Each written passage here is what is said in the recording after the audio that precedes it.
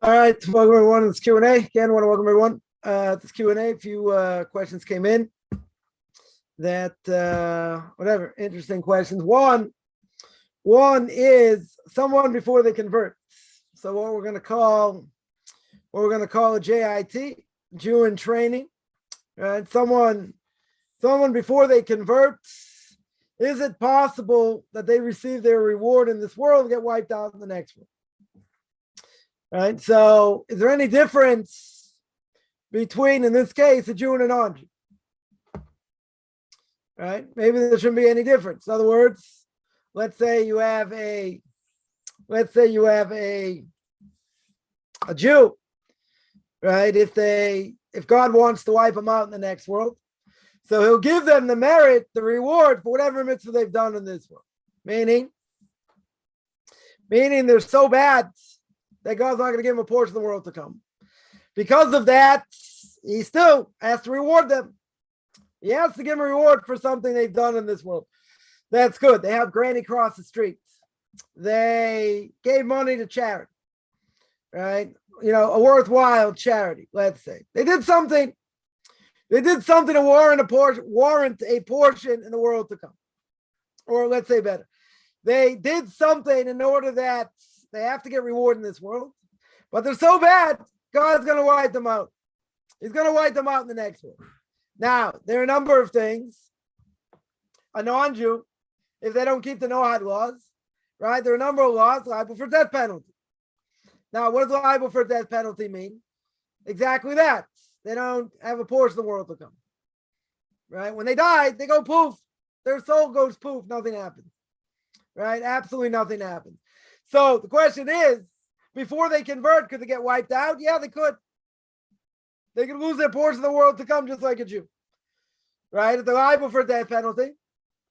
Or even if they're not, but God doesn't want them in the next world.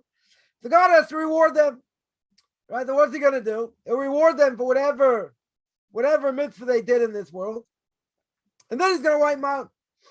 Right? Then he's going to wipe them out. So is it possible for a non-Jew? 100%.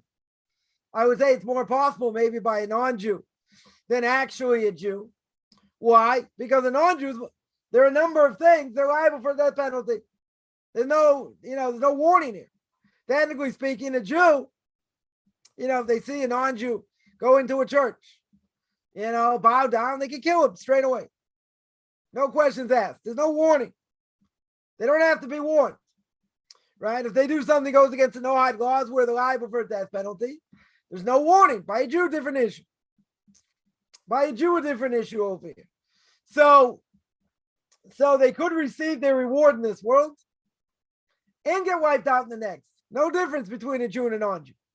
I would just say it could be that since by the Noahide laws, there are many of the Noahide laws, not all of them are universal. If they're universal, it means God's not going to zap them. They can't say, wow, I didn't know. What do you mean you didn't know? How did you know? How did you not know? It's universal. They might say, wow, I didn't realize, you didn't realize murder was forbidden? No, come on, euthanasia. Grandpa was going to die anyway. Put him out of our own misery. That's different. Oh, what about stealing on your taxes? Not declaring things you have to declare when you're obligated to declare. So they say, no, that's different. Uncle Sam takes too much anyway. These are universal. These are things 100% universal. So if a person, if a non-Jew, liable for a death penalty. So yeah, They'll get the reward in this world, and they'll get wiped out in the next. So a Jew will be no different, right? We're not going to discriminate between Jew and non-Jew. If we've done something, we've done a mitzvah, God wants to wipe us out in the next world, what will he do? So he'll give us the reward for the mitzvah that we've done, or the mitzvahs that we've done. Now, the question is, if that's the case by a Jew, what about a non-Jew? So non-Jew, we don't discriminate. Non-Jew, exact same thing. Not going to be any different. Right? Won't be any different over here. Right? So that seems to answer that question. They can convert before they convert, receive their reward in this world. Yeah, they could. They absolutely could get their reward for whatever mitzvahs they've done and get wiped out in the next. No different between a Jew and a non-Jew. Right? So that seems to answer that question. Now, another question came in, which question comes up a lot. And it's really a non-starter. And I want to explain why, why it's a non-starter. The question is, by non-Jews, Jews don't necessarily ask this question. So what's the question? Non-Jews want to know what tribe they come from. Where do they come from? Now, for a Jew, I'll tell you why it's a non-starter. And why for us, for Jews, it doesn't really matter. Because if someone is a Kohen or a Levite, they come from the tribe of Levi. So everybody knows, as a Jew, if their father was a Kohen or a Levite. How do we know? Because it's something we know. It's something we know. Something that's passed down generation to generation.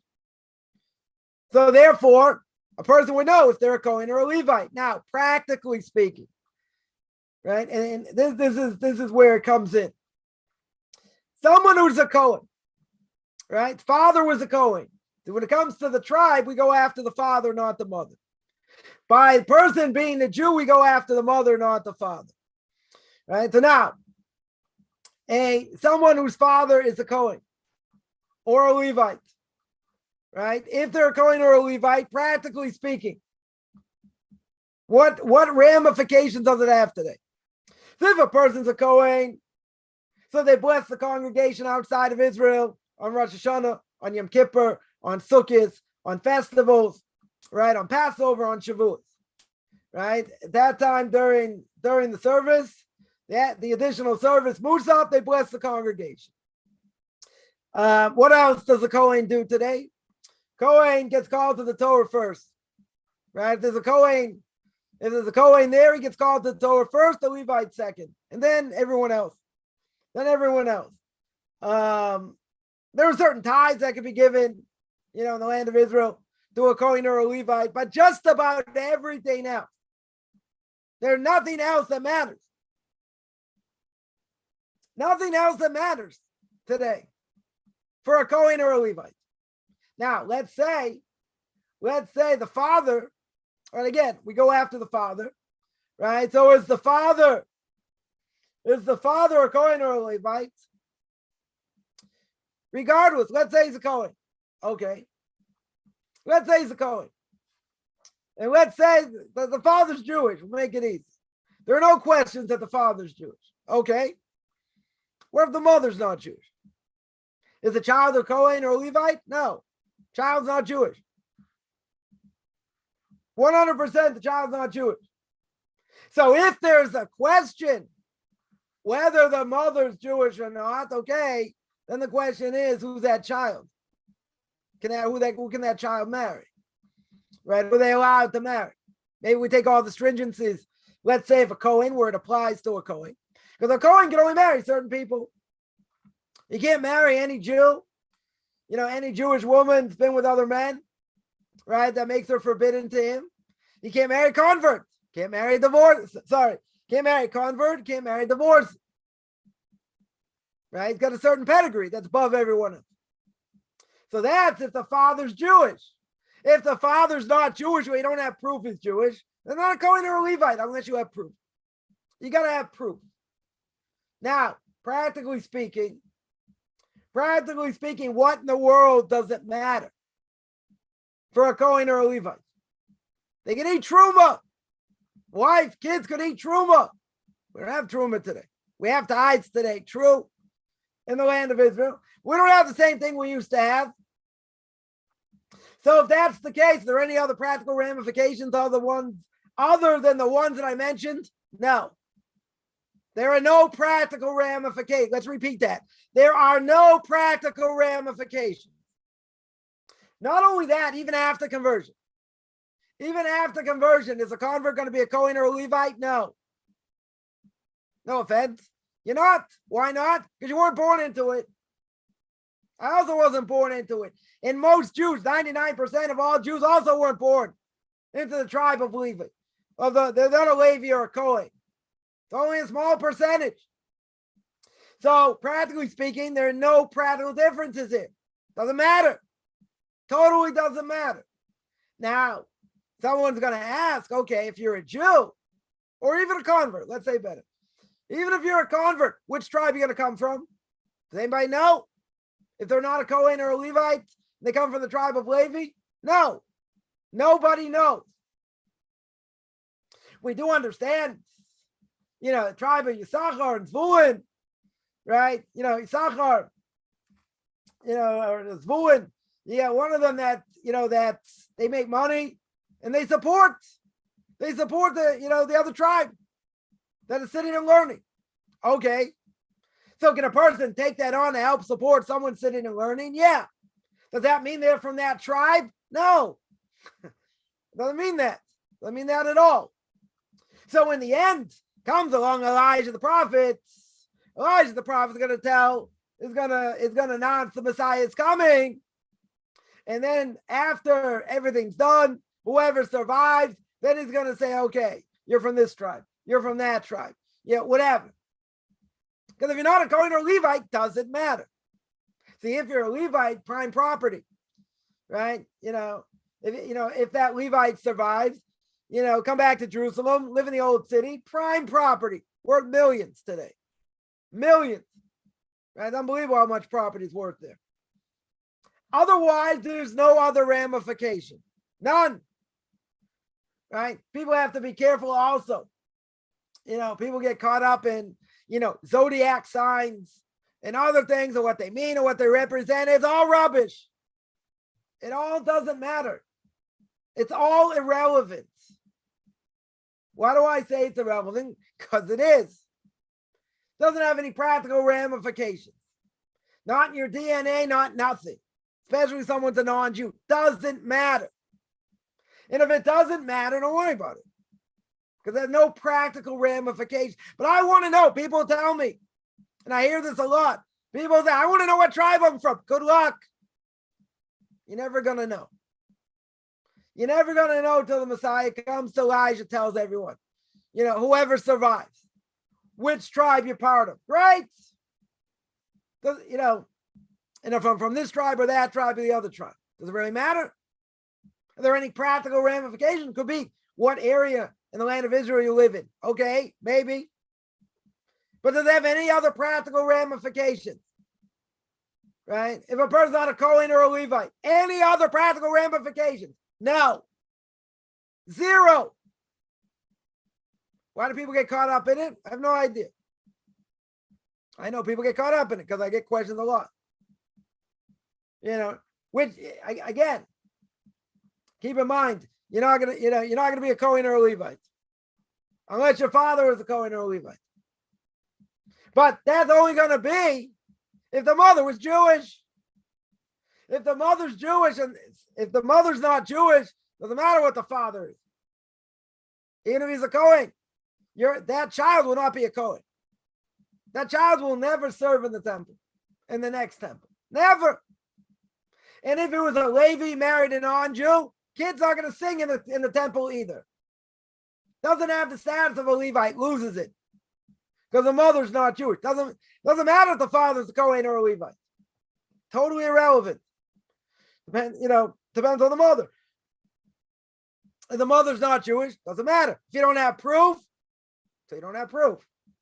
Now it could be, the person could be, a Kohen or a Levite, but we're not going to say that if there's a doubt. and if there's a major doubt.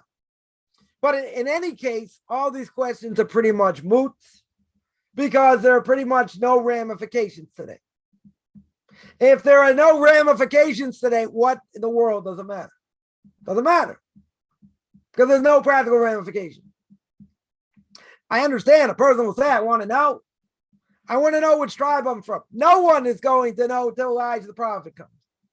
Nobody, unless you know for sure you come from the tribe of Levi and you're a Kohen or a Levite. That's it. You would ask most Orthodox Jews today, what tribe are you from? Unless you're a Kohen or a Levite, nobody knows.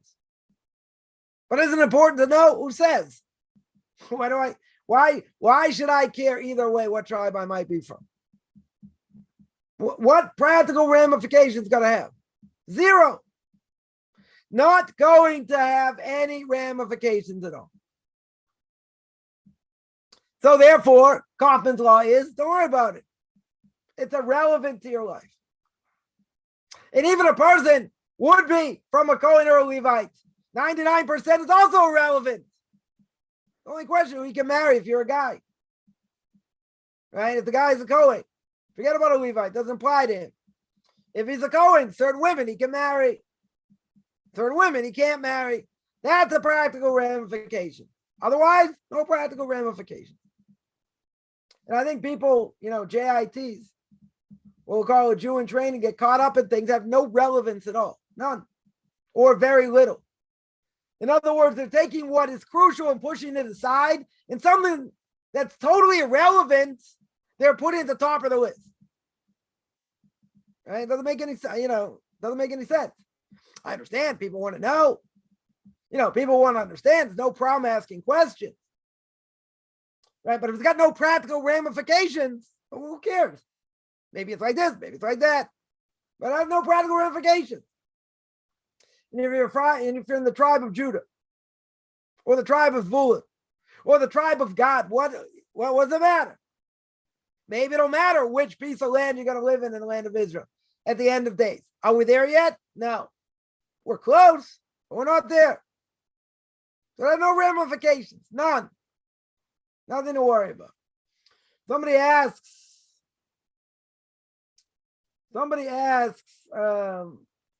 on this topic, we'll just stay on this topic for a second. Person has a last name Cohen, living with a non-Jew. Are they a Cohen? They are a Cohen. They don't lose the fact that they're a Cohen. It's just they're living with a non-Jew. Then they got a major problem, right? That's one thing. Second of all, if they have kids, their kids are not Kohanim. Their kids are what we call a halal. A halal means a blemished Kohen, and he can never ever serve in the temple. Right? That's the only real practical ramification. He won't be able to serve in the temple. But if he's a Kohen, now, I knew somebody whose name was Kohen, that was a Levite. That was a Levi. I don't know exactly the same tribe. Right? I always used to joke. I said, come on, how can you be a Levi if your name is Cohen? Right? You got the name Cohen, Katz. Right? There's certain names that, from Kohanic families. But again, if there's intermarriage anywhere in between, then the person's not going to be a Kohen. Doesn't matter if the father's a Kohen. You can't pass it down if the mother's not Jewish. Right? So if a person becomes part of the tribe, great. Which tribe? Which tribe you going to be from? Cares. Why is that relevant? It's not relevant. Totally not relevant at all. Someone asked, can I explain more about modern Orthodox? Well, I'll say like this. There's a difference in the modern Orthodox between the modern Orthodox, let's say ultra Orthodox, Hasidic, Chabad. What's the difference? One will be in dress. Because you'll see modern Orthodox Jews, men, they'll wear blue shirts, pink shirts, yellow shirts. They won't wear white and black. White and black with or without pinstripes, with pinstripes, right? They won't wear suits per se. Certainly, probably not going to wear a hat.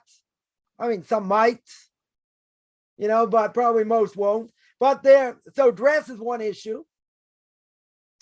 Women, probably won't wear tights, even in the summer.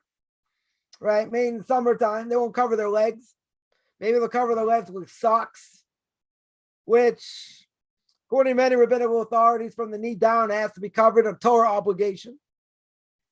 How they get around with that, I'm not exactly sure, right? But, some of them, I'm not going to say across the board. There'll be women that won't fully cover their hair when they're married. They'll wear a baseball cap and half their hair is uncovered. That's forbidden. Are they going to wear a wig? Certainly not. Most likely not. Right? Wig's a whole different issue. But, again, that'd be the difference. That would be probably the major differences between how women ultra-Orthodox dress and modern Orthodox. But there's a tremendous difference in philosophical outlook. How we look at the world.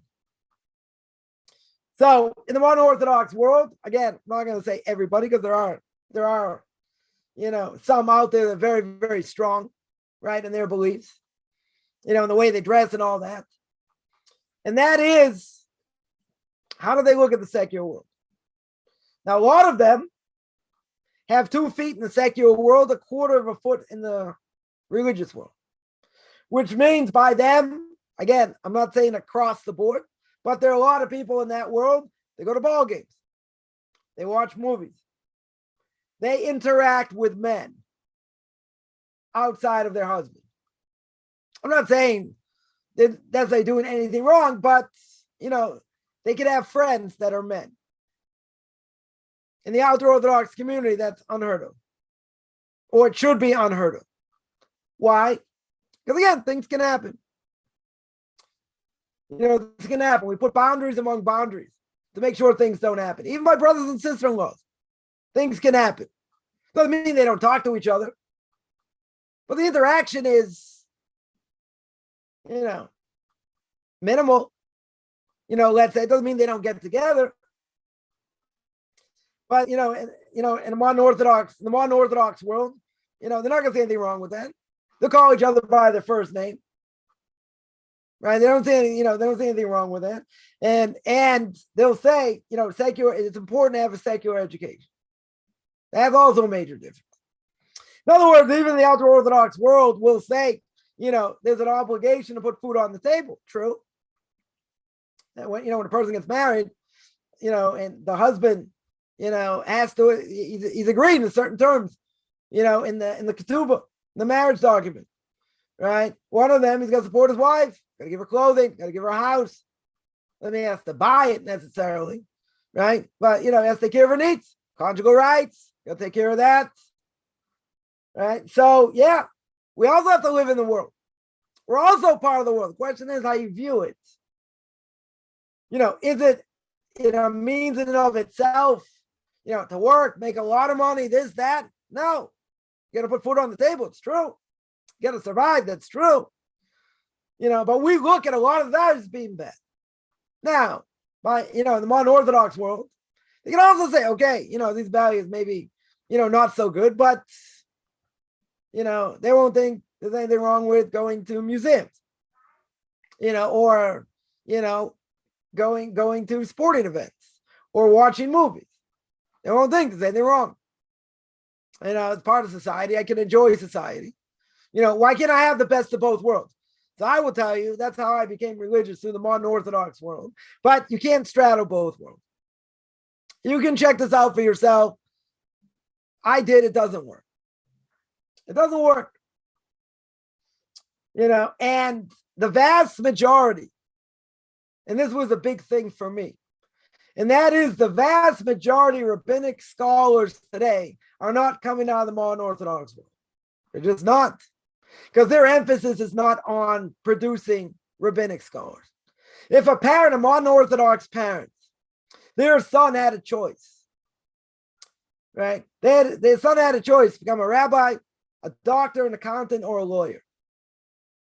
Which one would the modern Orthodox parents be more proud of? Doctor, lawyer, accountant. Not necessarily that order. Be a rabbi? Come on. You already learned enough years. Why are you going to be a rabbi? Right now, I'm not going to say 100%. It's always like that, right? But they're very big into being professionals. So you're going to say, don't we need doctors, lawyers, accountants, and other things? You're right, we do. 100%. You also need rabbinic scholars.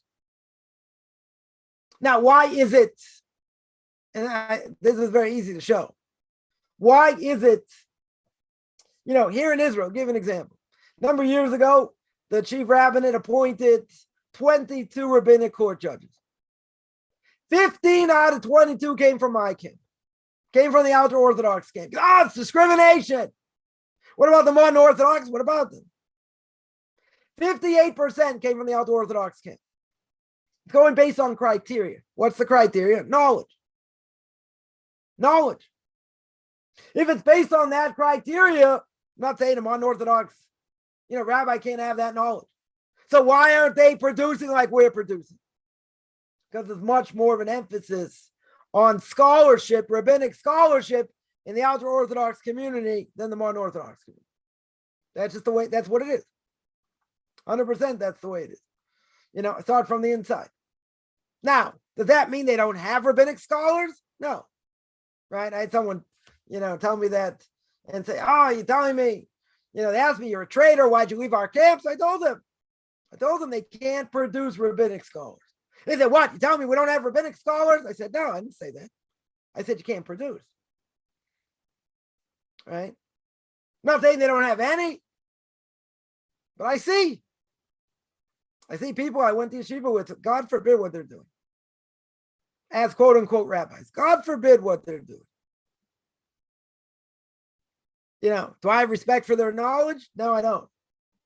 Why don't I have respect for their knowledge? Because I don't believe they've gone through very much.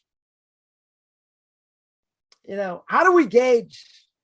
Let's say like this. How do we gauge? How do we gauge someone who's a true rabbinic scholar or not? We gauge by their knowledge.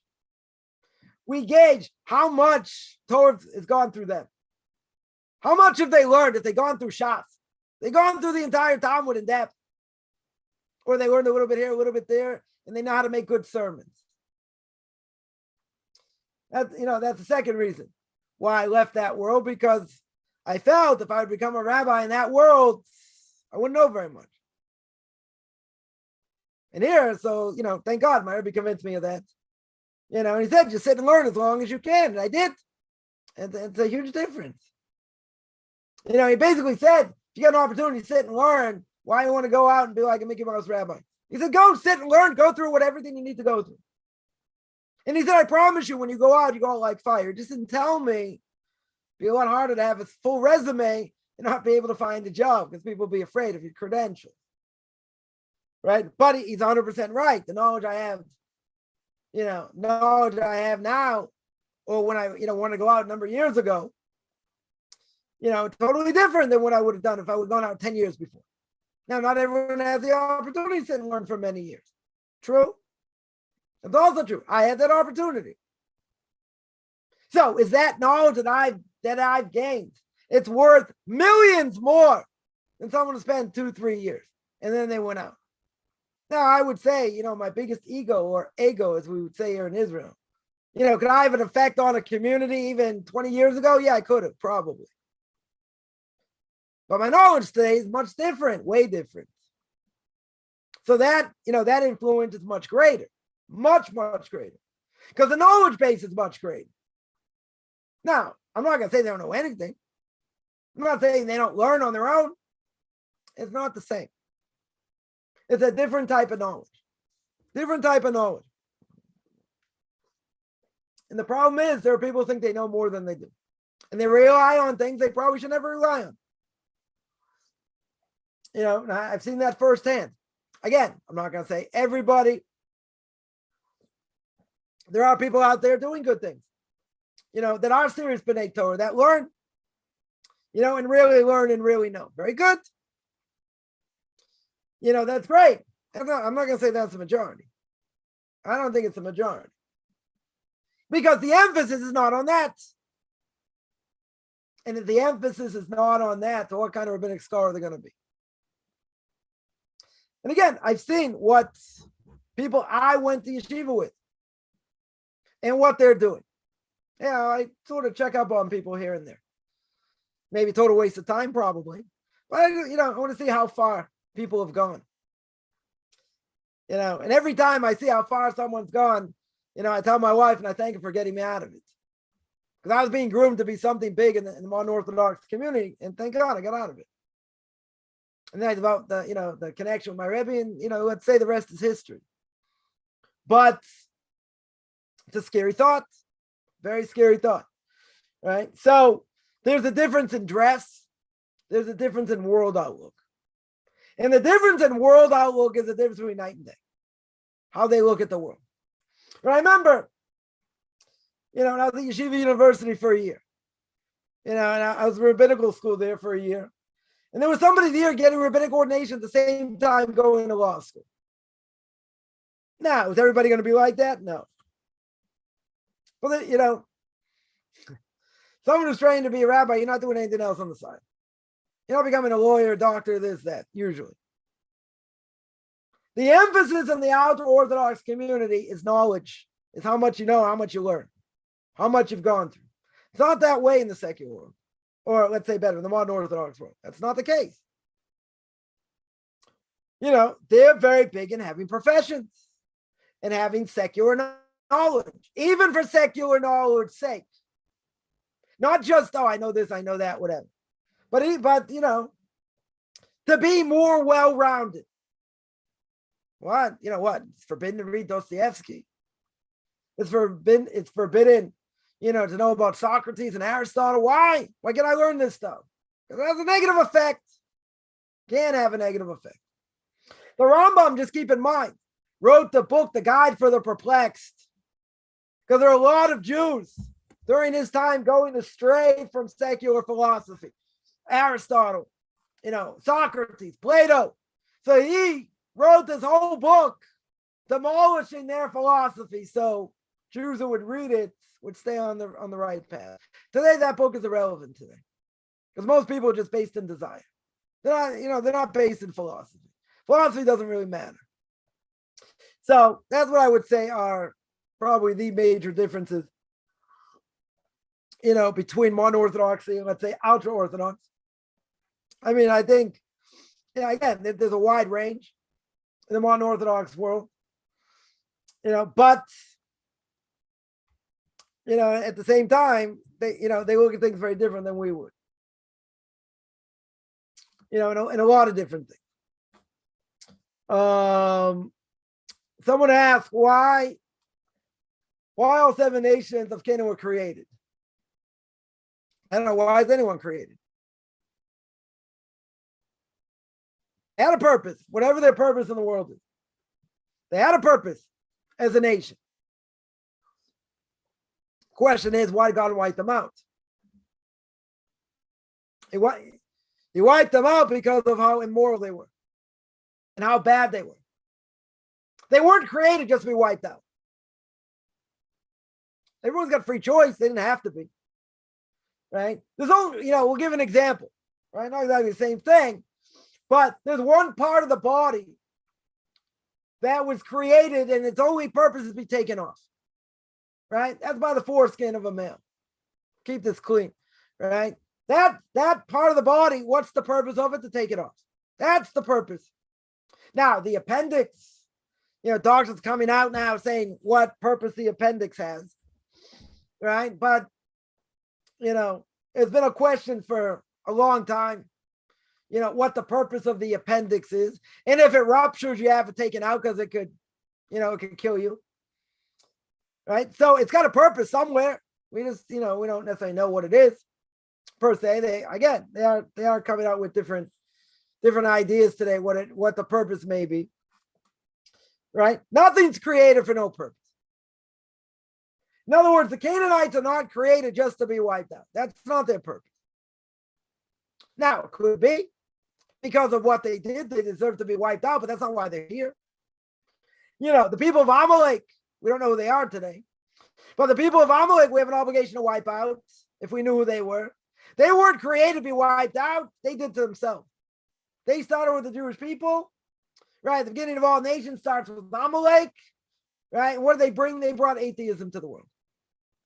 They brought the belief that there's no supernatural. Right? There's no God. And Haman, Mr. Haman himself, was killed. Right? Was killed based on that. Because he gets pinned down by angels. God opens his eyes. Gets pinned down by angels on Esther's couch. Achashverosh comes in. It's like, what? You scoundrel, you're going to take my wife in front of my face? What's he going to do? Say he's pinned down by angels?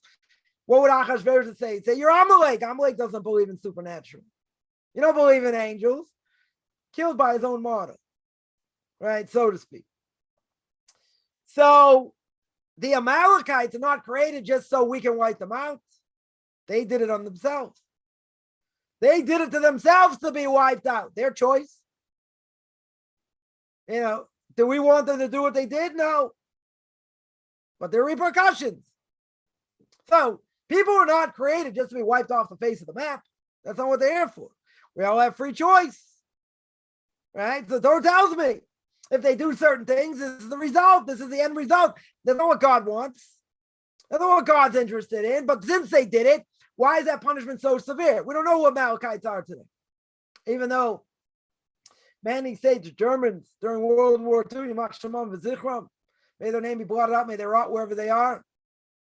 Right? So many say they have the status of Amalekites. Okay. We don't know who the Amalekites are today, so we can't do it.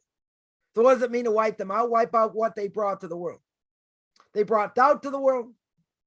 Right? The numeric value of the word Amalek and Suffolk, the word doubt, is the same. So essentially, they brought atheism to the world. So yeah, that has to be eradicated. Through Torah, through learning, that has to be eradicated. We can't eradicate the people. We don't know who the Amalekites are. Right? We don't know. If we did know, there'd be a mitzvah to wipe them out if we could. But since we don't know who they are, we have to wipe out what they brought to the world. The ideas that they brought to the world, i.e. what they bring to the world, atheism. That's what they brought to the world. So there's no such thing as anything in this world being created for no reason. At all. Right? Is Canaan from Esau? I don't know. Are they from Esau? Where the Canaanites come from? Everybody, they could have done tshuva. Amalekites also could have done tshuva. Could have repented. They didn't. They had an opportunity. They blew it. Now we don't know who anybody is anymore. Sancheriv came and messed up all the nations. So we don't know who anybody is today. Right? That's why we can't wipe out the Amalekites. And we can't say, well, this one is this and this one is that, and look who they became. No, we don't know. We have no idea who anybody is. We have no idea. Someone says they have a non-Jew that turns to him for blessings. I don't know. You want to turn to a false god? You want to turn to someone that can't get blessings? No power in anything? I don't know, no purpose in that. I don't think there's any purpose in that.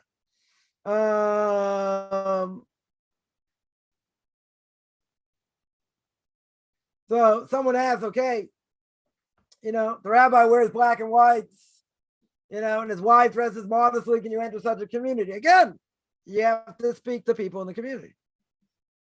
You have to see. A person goes to a Chabad community, for instance. A lot of Chabad, a lot of people there are not religious. They're trying to make them religious. But they're not religious. They have to see. You have to meet the people. You have to see if you fit in with them. They are definitely more open. I don't think there's any question. I think they're more open. Chabad and the modern Orthodox community, I think, are more open than other communities.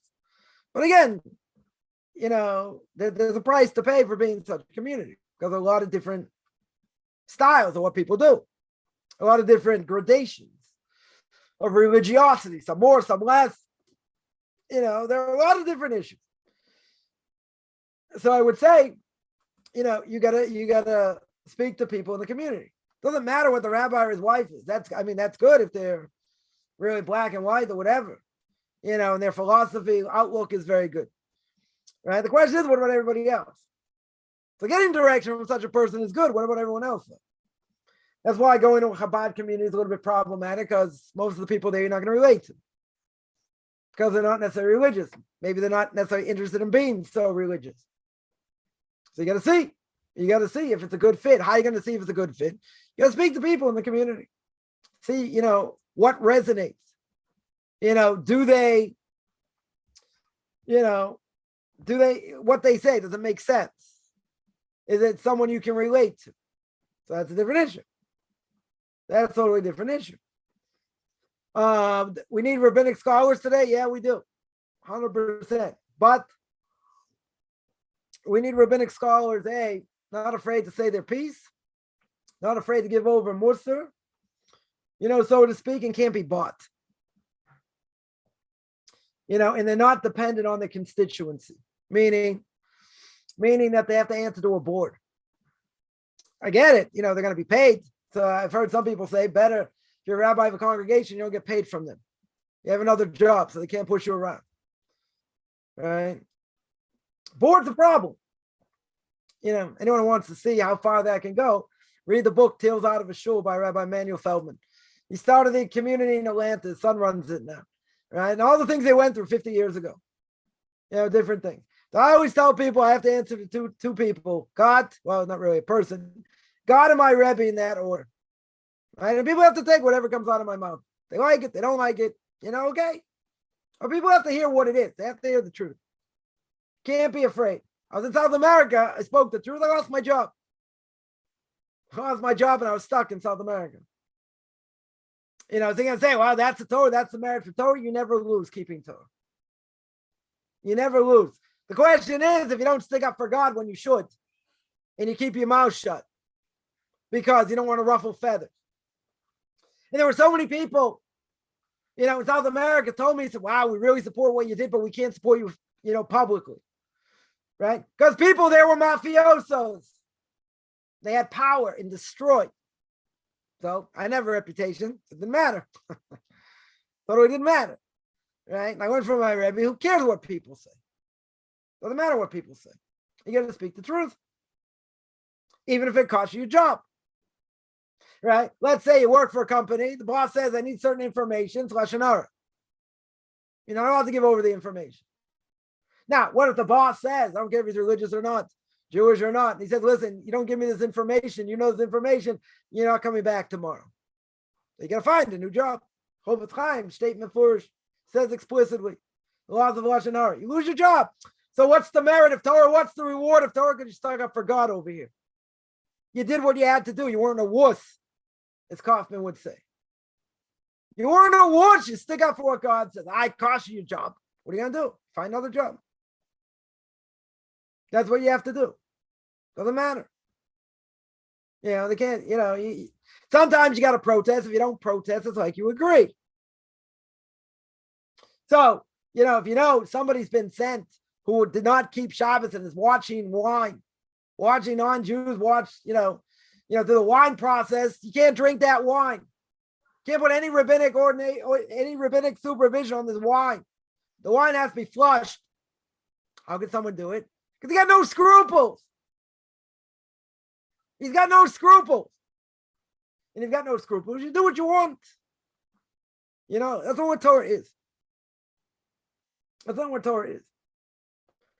And if it's anything I learned from my Rebbe over the years is you do what God says to do. You don't worry what people say. You don't worry what people think. Because it doesn't matter. You got to do what God wants to the best of your ability. You might lose your job. Okay, so you lost your job. You got to find another job. Would you rather lose your job or look bad in God's eyes? If people speaking Lashon Hara, you're not answering the conversation, and they think, oh, you're a fool, this and that. Better to be a fool in the eyes of man than transgress, in the eyes of God. It could cost you your job. It could. You're going to say, is that what God wants? Yeah, that's what he wants. It's a test. It's a big test. You don't think people came to America, they had a huge test. If you keep Shabbos, you don't have a job on Monday. So it's a very big test. A lot of people failed the test. Very big test. How am I going to support my family? And their kids all went off because of it. But there were people that were strong. See, Torah is non-negotiable. People think, oh, it's fanatical. It's this. You can't even tear toilet paper on Shabbos. You're right. We don't move from the Torah 1 inch. 1 inch. Because once you do, you open up a Pandora's box. It's a free-for-all. And that's not what's going to call. That's not what's going to keep people, religious. People, they'll say they'll be more open-minded. And again, I think people I went to yeshiva with, I see what they do. Who they bring into the, priests and Baptists and who knows what, in their synagogues to come and speak, motivational speakers, bring a sex therapist. I mean, these people are out of their minds. Out of their minds. So what's their permissibility? You have to ask them. I'm not going to answer for them. But to say, come on, we have to be all inclusive. We have to leave our minds open till our brains fall on the floor. Thank God I'm not part of that. Nothing to do with it. The Torah doesn't change. Not at all. And also you have to know when to rely on leniencies, when not to rely on leniencies. Not everything, for doing Jewish outreach is permissible. Just give one example. This person dressed like an ultra-Orthodox Jew, but it doesn't seem like he was. What did he do? What does this person do? So before Purim, right, a lot of yeshiva students were in America, right? This is when I was in South America. And this guy says, we're going to have a Purim party, mixed party, for the sake of outreach. We're going to have a mixed party in a pub, in a whatever, in a place. And we want you yeshiva students to come, to strengthen the atmosphere. What in the world would a yeshiva student do in a pub, obviously in a mixed group? How is that going to help his religiosity over here? Right? So Chief Rabbi tells him, listen, if you got permissibility, from the head of this institution, you tell me, print it up, said I'll put it on my front door. I'll put it on the front door of my synagogue. How in the world is that permissible? It's not. There's no permissibility. That's just absurd. So you're going to tell me, person looks like an ultra-Orthodox Jew? Okay. So how he looks? I don't care how he looks. You want to tell me, thinking people have been, learning day and night in yeshiva, send them to a pub in a mixed group? That's permissible for doing outreach? Come on. It's a little bit far-fetched at best. So where's the permissibility? It's not. People do what they want. Where's accountability? Where there's accountability? When people like me and others call people out and say, you can't say this. You're forbidden to say this, right? It's heresy. People are going to say you're a fanatic and you're this. Okay, let them say what they want. Let them say what they want. We're going to call a spade a spade. And if it's wrong, it's wrong. If it's heresy, it's heresy. What are you going to do? It's heresy. Right? If it's heresy, you can't do anything about it. We can't sugarcoat over here. That's why, I hung on to my Rebbe for dear life. And I said, just tell me what to do. This, that. I asked all kinds of questions, all kinds of situations. And you would tell me this you can do, this you can't do. Nah, you shouldn't rely on this, that. Come on. You're talking Torah giant to the generation. So I can open my mouth much bigger because I know what he's told me. I know what's out there. A lot of people don't know their arm from their elbow. No diddly squat. And they say, I got permissibility. I can rely on this. Who are you? You're nothing. Right? You barely learn. You can give a good sermon. Very good. So what? What gives people the right to be to the left and go so far left that it's crazy? Thank God I'm out of that world. We need more people. Today, someone here points out, we need more rabbinic scholars. We need more rabbinic scholars. True. We need rabbinic scholars that have a backbone, that aren't afraid to say the way it is. Right? Rav Victor Miller, blessed memory. He didn't care. He said it the way it is. Rav Revda, a blessed memory, said it the way it is. Rav Sternbach should be well, calls it the way he sees it. And none of these people, none of these great rabbinic authorities could care less what anyone else said. They said what needed to be said. They did what needed to be done. People thought this, that. Okay, so what? So what? To let people yell and scream. Let people jump up and down. Good. The more they yap, the less they have to say. You need people got a backbone. They're not afraid to say what they feel and what the Torah says. You know what? And sometimes it's unpopular. You're right. It's unpopular. I mean, you go back to the beginning here. There are a lot of people out there that are very much into which tribe. I just demolished that. I don't think, so many people like to hear that. Right? But if it's a waste of time, it's a waste of time. Not something should be caught up in. I get it. People into this, people into that. It's hard to give up certain things we've been born and bred with or that we've learned. What's another thing people coming out of Christianity want to know about? The end of days. At the end of the day, nobody knows what's going to be. Some people say like this, some people say like that. Everyone agrees. We're right before when the Messiah comes. We're in the Messianic era. I don't think anyone disagrees. How it's going to happen? I'll say, Rabbi, what's your opinion? What difference does it make? There's 7, 8, 9 opinions the way it could happen. Doesn't matter which way it's going to be. I have my own ideas how it could be. So what? I could be totally wrong. We want to survive. I understand, by a former Christian, this is an important thing. Okay. Right. I get it, but it's not so, there's so many more important things that are more practical than any of this. Learning Shabbos, the laws of blessings, how to read Hebrew, million different things. Okay. I'm not saying the person, they want to look into this, they can look into it. They want to read about it and, go into detail what the prophets say. Okay. That's not the major thing here. It's a side issue that people get sidetracked. And a lot of things I think people get sidetracked on. That's why I'm on this kick. Because people get sidetracked on things that are just not important. They're just not important. What difference is if it's like this or like that? What's the relevance? Practically speaking, I understand. Maybe it's a nice philosophical idea. It's something they want to know. Okay, practically speaking, though, aren't there other things more important? That's like a side project. Person tells me they got the laws of Shabbos down, kosher is down, other things, and they're looking into this also, and they're reading about, okay, very good. Don't get carried away and sidetracked on things that are irrelevant. I'm not saying they're not interesting.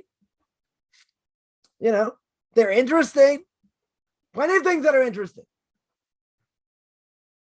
All right, plenty of things that are interesting. Don't get sidetracked. And when you get sidetracked, what's going to happen? Then you don't know practical things. How to keep Shabbos, how to make blessings, how to pray. These things are much more practical. But people get caught up in the esoteric and Kabbalah and this and forget it. At the proper time, very good. If it's not the right time, there are other things you need to focus on. Yeah. Any other questions?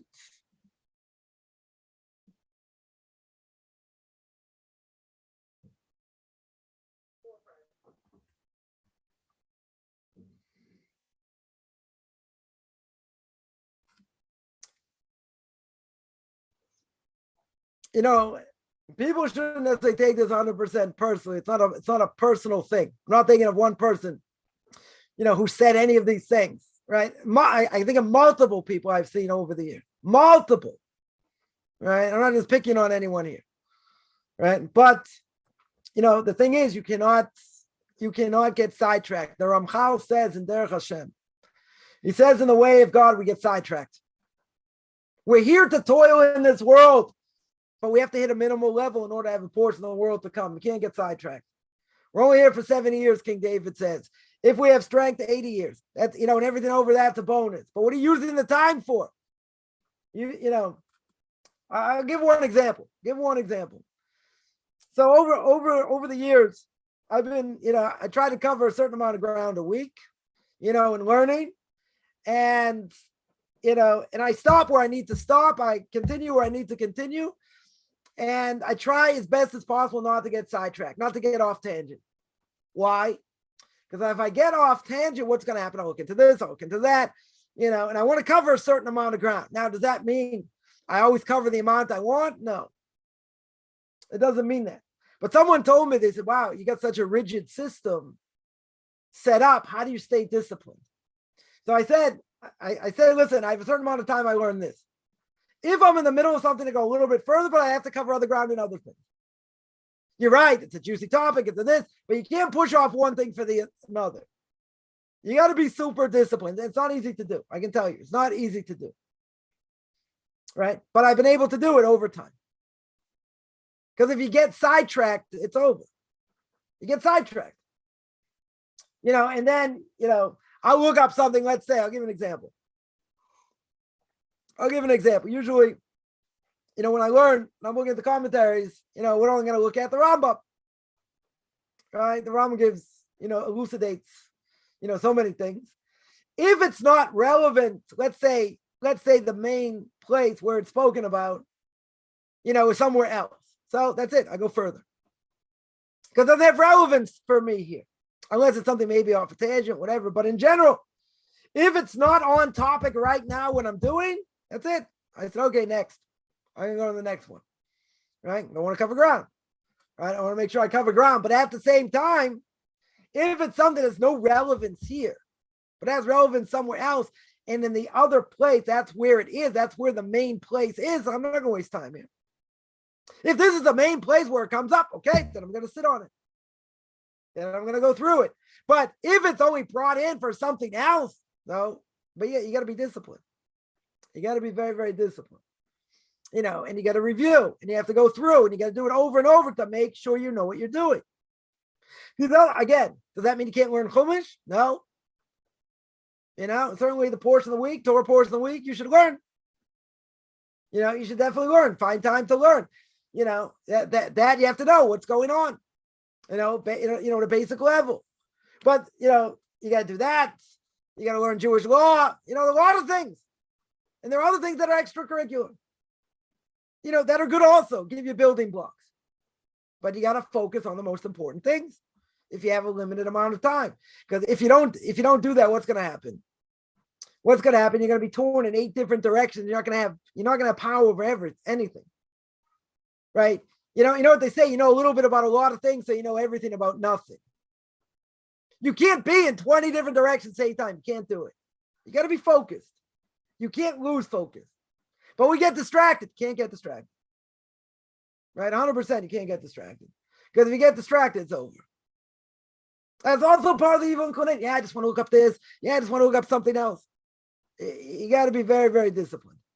Because at the end of the day, the rabbinical courts are not going to ask any of this stuff. They're going to ask you about blessings. They're going to ask you about Kaddish. They're going to ask you about Shabbos. They're not going to ask you what tribe you think you're from or not.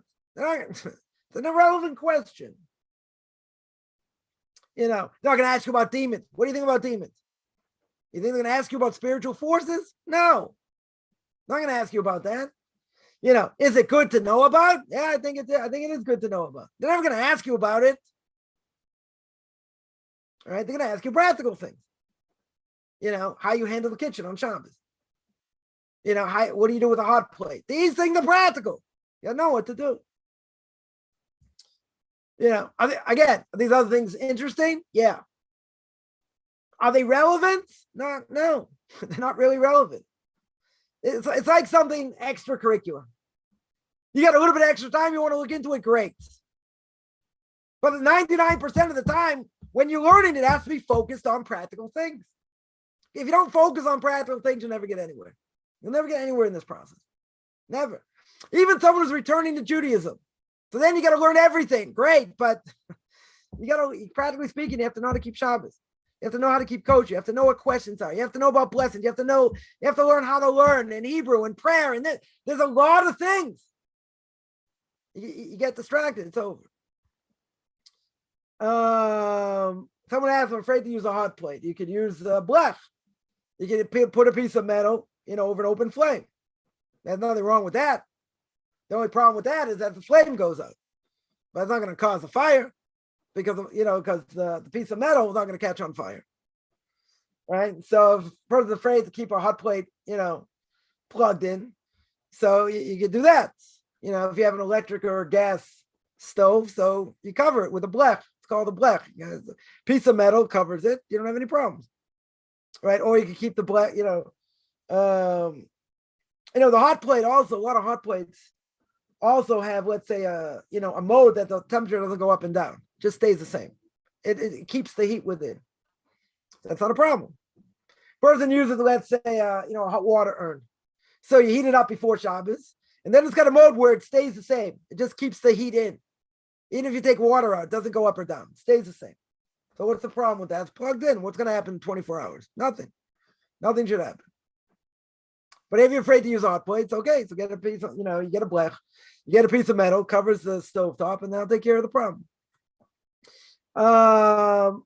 You can't eat cold. No, eating cold food is the problem.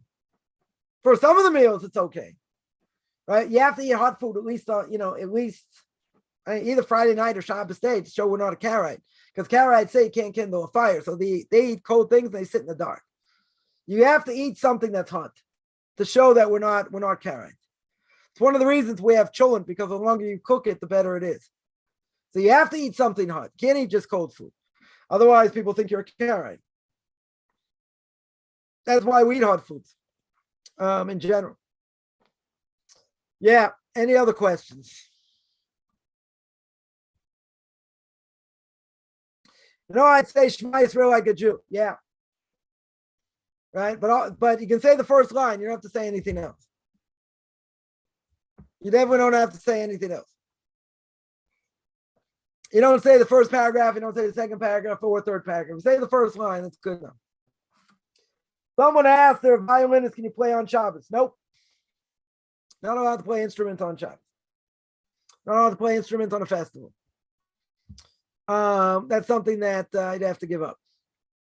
And there are people that have certain jobs. Okay, if it calls for desecration of Shabbos, you can't do it. You're not allowed to do it. But you say that's how I make my living. Okay, it's play on Sunday. I know someone that played, for Philharmonic. Can't play on Shabbos. What can I tell you? Forbidden. Not allowed to play on Shabbos. So what do? They don't play. So you tell them I can't play on Shabbos. That's it. They have to know you don't work on Shabbos. You don't play on Shabbos. So what do? You're stuck. If you just tutor people, you say tutor people Saturday night, Sunday, but not on Shabbos. Should I know I'd learn how to say a blessing in Hebrew? Prayers. There's certain prayers they can. You have to know which prayers. You have to.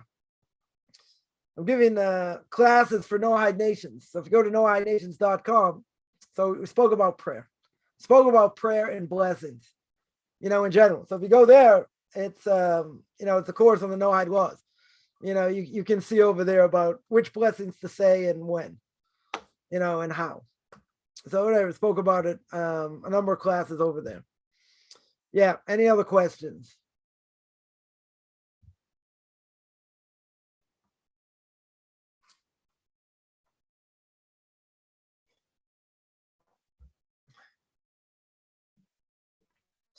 All right. I'm going to stop there. I do this every Tuesday and Thursday, 10 o'clock Eastern time, 5 o'clock Israel time. Anyone has any questions, find me on Facebook at Rabbi Chaim Coffman or Beyond Orthodox Conversion Judaism. You can send me an email, rabbichaimcoffman@gmail.com, RBBICHAIMCOFFMAN@gmail.com. Wish everyone a good beginning of the day, middle of the day, or end of the day. Everyone have a great rest of the week.